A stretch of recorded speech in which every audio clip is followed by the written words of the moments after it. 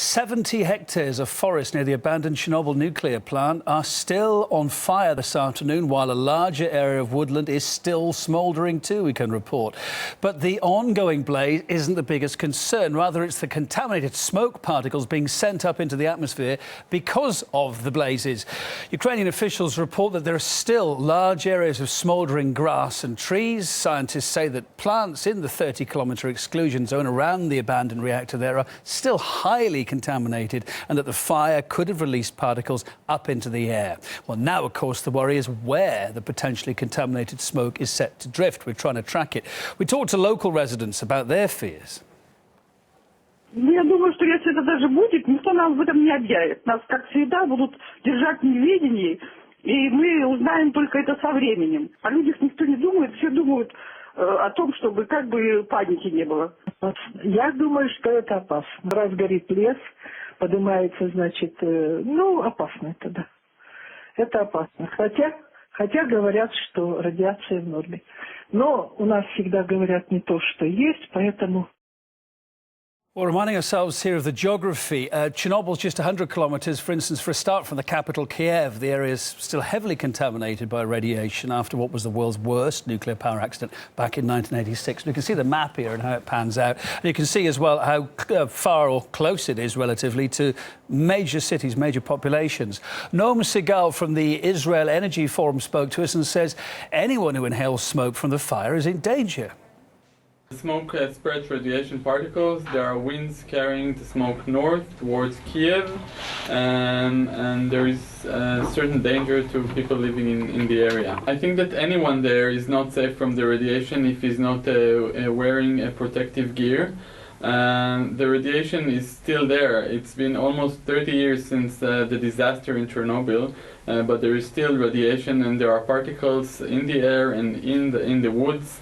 That the fire just places them in the air, and anyone who's breathing the air there is certainly in danger. Well, as far as we can make out, the flames got within a few kilometres of Chernobyl itself, but getting reliable updates on what was a deeply serious situation proved difficult. It seems the main source for what was going on inside the contaminated zone was the Facebook page of Ukraine's Internal Affairs Minister. Arsen Avakov posted hourly updates about the blaze, so anyone who needed to know more had to get updates there. Well, despite the warnings over the dangers of radioactive smoke from the fire, emergency crews at the scene too have been seen combating the blaze without what looks like sufficient protective gear. Environmentalist Rudy Mankey says that wasn't the best decision. There are certain areas in the exclusion zone that are more contaminated than others, and they're farther in the exclusion zone. Well, I think that poses another danger. Radionuclides in the atmosphere, once you breathe them in, you've got them, and it's a cumulative effect. So the more you take in, the more trouble you're going to have. At RT.com, we've got more on the situation around the Chernobyl nuclear plant, then including the reaction of more officials and more video of the fires, and we'll try and track the smoke and where it's heading. A forest fire has erupted in an inclusion zone around the Chernobyl nuclear plant in Ukraine. The fire has prompted fears that radioactive substances in the woodland may spread. The fire began on Tuesday. Ukraine's Interior Ministry officials say the flames have spread across 400 hectares and have reached an area 20 kilometers from the plant. They also say the fire may have been started intentionally. The blaze is believed to have several origins. Ukrainian Prime Minister Arseniy Yatsenyuk said 200 personnel are fighting the blaze. He said the fire is the biggest since 1992, but the situation is under control.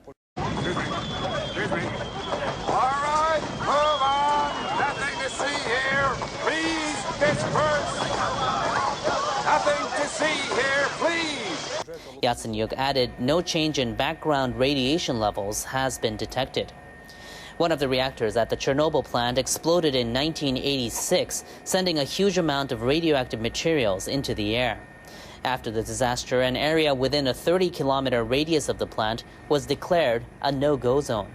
The people in charge of the Fukushima Daiichi nuclear plant have launched a new phase of an ambitious project. They're trying to control a buildup of contaminated water at the plant with an underground wall of ice.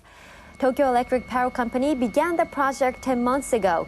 Officials plan to freeze soil around 4 reactor buildings and create an ice wall 1.5 kilometers long. They hope that will keep groundwater from seeping in and becoming contaminated. Workers have driven pipes into the ground. Japan's nuclear regulators this week approved TEPCO's plan to start trials at 18 on-site locations. The utility on Thursday began sending liquid of minus 30 degrees Celsius into the pipes. If all goes as planned, TEPCO will seek approval to start freezing at other locations to eventually create the wall.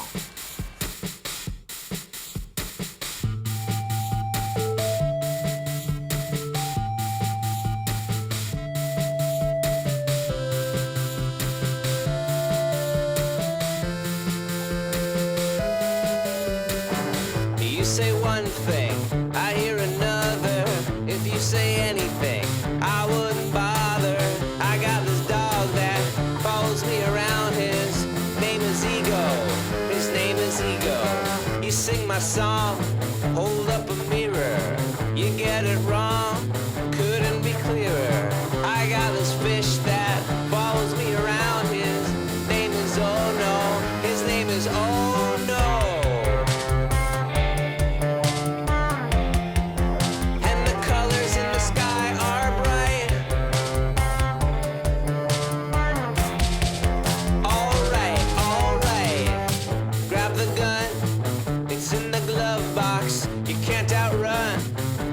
Of your thoughts, I've got a bird. She's made of wood. She is a coal mine. She is a coal mine. There is a light. You cannot teach it. Put it in your middle where they cannot reach it. I got this cat that follows me around. Her name is Hell Yes. Her name is Hell Yes. And the colors in the sky are bright.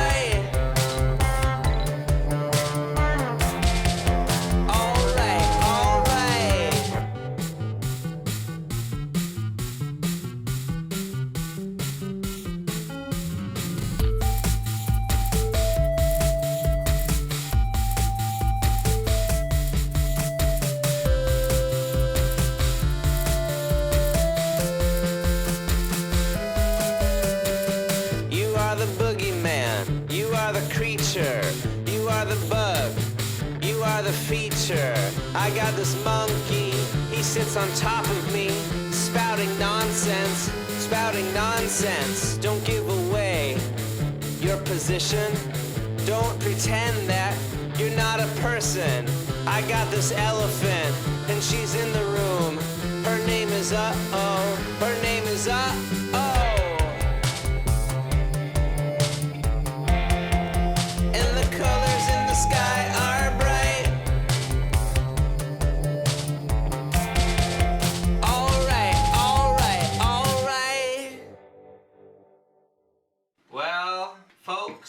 That's a song created.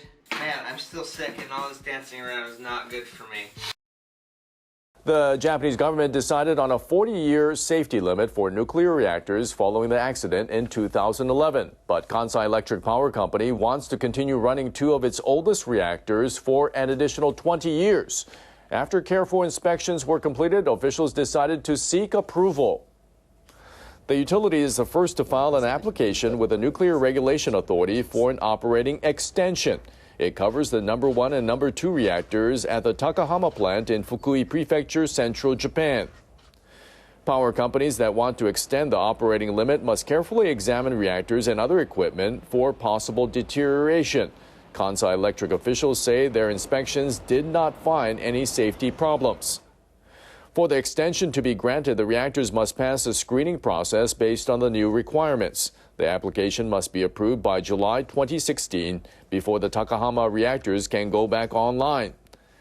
Kansai Electric also plans to carry out a special inspection of the number 3 reactor at its Mihama plant, which started operating 38 years ago.